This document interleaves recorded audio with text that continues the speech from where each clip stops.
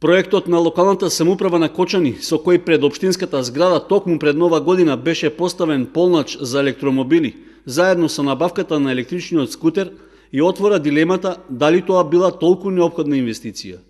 Нерационалното и неоправдано трошење на парите на граѓаните од буџетот на општината очигледно има и друга димензија, ако се земе предвид периодот кога постапката е започната и реализирана. Всушност, одлуката за јавна набавка, претходниот градоначалник Радко Димитровски ја донел на 15 мај минатата година, односно на последниот ден од неговиот мандат. Тоа е периодот кога до 1 јуни 2017 се уште не беше познато дали парламентот ќе го продолжи рокот на функциите на градоначалниците и на советите. Сепак, ова не било пречка да започне постапката за набавка, што се реализирала нешто подоцна. Имало ли очекувања дека друг треба да го плаќа сето тоа? Дополнително, според информацијата од електронскиот систем за јавни набавки, конечната одлука за изборот на добавувачи е направена на 9 септември, односно 10 дена пред официјалниот почеток на предизборната кампања. Сепак и тоа не било пречка планираната јавна набавка да се реализира.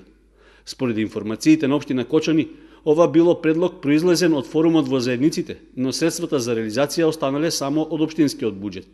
Зошто општина Кочани морала да брза да биде прва во регионот, па и меѓу ретките во државата, кога е познато од и новите технологии обично се скапа инвестиција?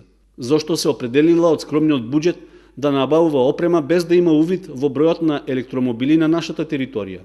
Со тенко образложение, оти така ќе се подобрувал квалитетот на живење на граѓаните, ќе се спречувало испуштањето штетни гасови и ќе се намалувала урбаната бучава. Кој и како ќе плаќа за потрошената струја за полнење на електричните возила? Како ќе се контролира потрошувачката? Дали услугата ќе биде достапна 24 часа? Ако просторот пред уредот за полнење е зафатен со паркирани возила, како електромобилите ќе се полнат?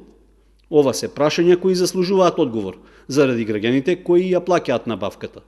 Најпосле, зошто општината сама инвестирала од парите на граѓаните кога од Ева на Македонија деновиве најавуваат дека имаат план, освен во Скопје, полначи за електрични возила да поставуваат и во другите градови. Како дополнување на таквата информација, од австриската компанија најавија од и собствениците на електрични возила ќе имаат можност во 2018 година бесплатно да ги полнат возилата.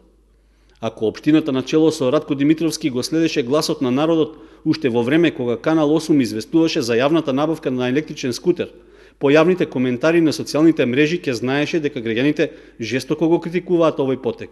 Дали ова е уште еден чекор за нерационално трошење на парите на граѓаните пред истекот на мандатот на претходниот градоначалник?